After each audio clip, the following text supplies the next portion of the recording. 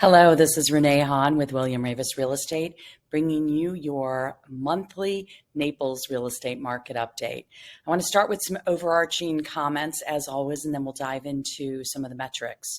So if you think about, we're kind of in this, what I call post-pandemic period. And if you think back to when the pandemic was going on, buying was surging, prices were going out of control. And so I think it's safe to say we've now moved past that place where there's this surge and you had historically low mortgage rates and things are starting to shift a little bit in the other direction. We've obviously seen a number of mortgage increases over the past months. You're seeing some tapering off of prices. Things are taking longer to sell.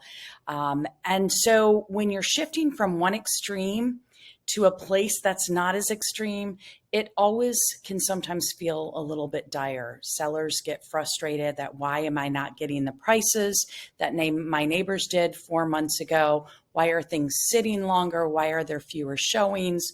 But what I want to encourage everybody is Naples is still a really strong market. Demand is still there.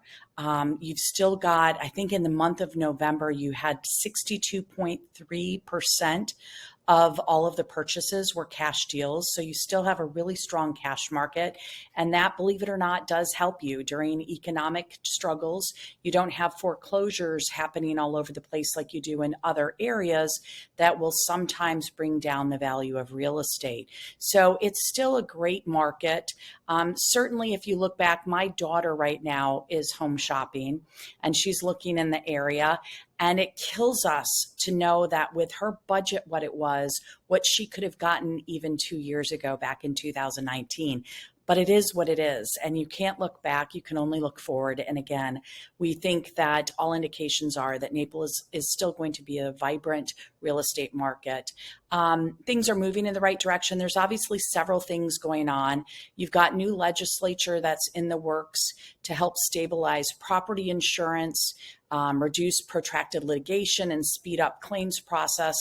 But that's going to take a while to work itself through the system and deliver benefits.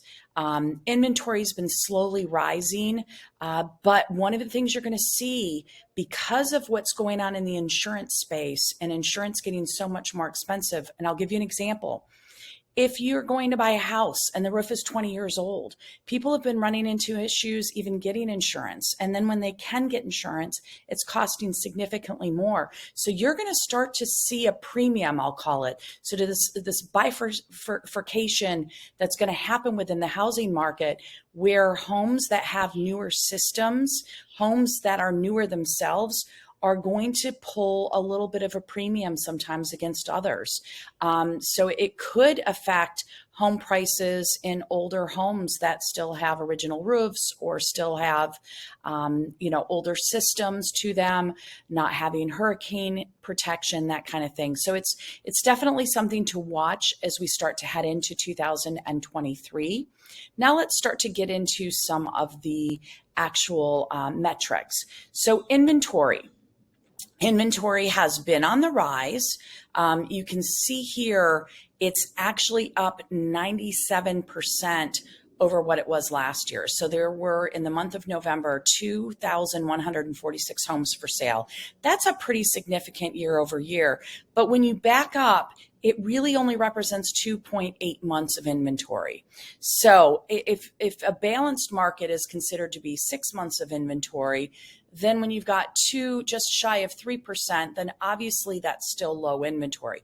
Now, as we get into the metrics, you're going to see some of the contradiction in that. And what do I mean by that? Days on market is going up. So we're low on inventory, but it's taking longer to sell. So just kind of think about that in the back of your mind. And so this is again reinforcing that we have moved out of this strong seller's market. It is getting much more back to a balanced market, if you will. So November's report showed inventory actually rose in all price categories except 300,000 and below. And we've talked about that 300,000 and below, that has been a missing segment for a while in the real estate market. I was looking, gosh, it was probably been a month ago at that segment, and there were literally only like 13 homes on the market that were 300,000 and below in Naples. And some of them were manufactured homes. So it's definitely low. That category, 300,000 and below, decreased 14.2%. So from 127 to 109 properties. Overall inventory in the month of November rose 96.8%. So it went from 2,478 properties. That was what it had rose to, where the prior year in November 2021 was 1,259. So comparatively, in November 2019, there were 5,563 properties in inventory, which was split between almost half and half single family homes, half condominiums. Today, the inventory is single family home heavy, which accounts for now 63% of all homes for sale in Naples. So that's interesting. So you've had what was a more even split between condos and single family homes. Now single family homes are accounting for a much larger portion of what's available for sale in the market. Now let's look at new listings. So if you compare November of 2022 to November of last year, new listings are down 6%. So inventory's up, but the number of new homes coming on the market is obviously down year over year. So during the month of November, 926 homes came on the market for sale. And if you look at that, you can kind of look back. I've got April going forward here. During the month of April, you were about 500 homes more than you were in November in terms of what was available. Now let's look at what pace they're going under contract. So the number of new listings going under contract during the month of November was down 33% year over year. So this year, November, there were 767 homes that went under contract during the month, whereas you can see that's up from October, but it's down from the year before. So there still tends to be a consistent flow of properties going under contract month over month. But one of the things I'm continuing to see is, because I watch all of the new listings, I'm notified every morning of new listings, pendings, closed, all of that. And I'm still seeing a fair number of homes that are going under contract and bouncing back on the market within a couple weeks. Sometimes it's cold feet. Sometimes someone might have found something else. Sometimes it may be that somebody's changed their mind respective to that house. But the point is, I'm still seeing a pretty consistent flow of homes going under contract and coming back on the market. Closed sales. With a steady decrease in the number of homes that have been going under contract each month, it's no surprise. We should all expect that you're eventually going to see that reflected in the closed sales. And that's what you see here. So November of 2022, we had 552 homes that closed, and that's down 41% of the same time last year. You can see it's been steadily going down because in May, we had more than double that with 1,249 closings. So you're definitely seeing a decrease in the number of closed sales because we've seen decreases in the last several months of pending sales. And if it's not pending, it can't close, right? So something to definitely keep in mind as you're looking. Again, inventory's down. So sometimes when there's less homes to sell, you're going to have less closings, but it's also a proportion effect as well. So now let's look at median price. So as expected, when you've got limited inventory type environment, it does restrict sales and it can have an effect on the price. So even though we've had all of the metrics that we've talked about starting to come back into more balance, there's still been a what I'll call pricing premium. So certainly not like it was at the end of last year and beginning of this year, but if you compare things to 2019, we have not returned to those prices. I was just, my house as an example that I bought just over 2 years ago is still at a price that is double what we paid for it, which is fantastic. So it has not return to pre-pandemic pricing, but it has definitely settled down. Now, again, some of this I've got to point out is mixed, because if you don't have much selling and getting listed and selling at the 300 and below, and this is, of course, a reflection of all of the price points put together, then you're going to have a higher price per square foot. So some of it is an appreciation effect, some of it is a mix effect. But prices are up 20% year over year, because I believe in 2021 in November, the price was 498,000, just over.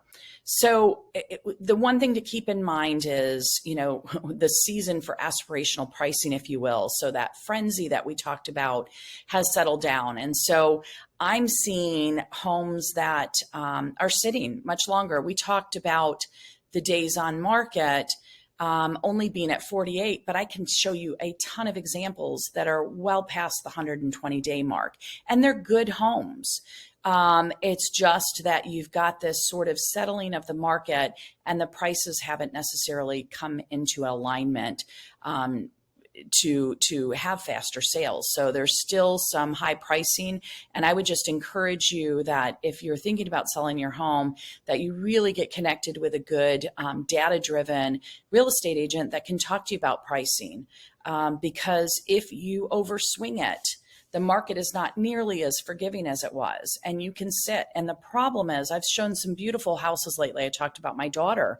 She's at a price point that I'm seeing still kind of hang on, if you will. And most of the houses we went to see were up there in days on market. And the problem is they've gone through 3 and 4 price drops.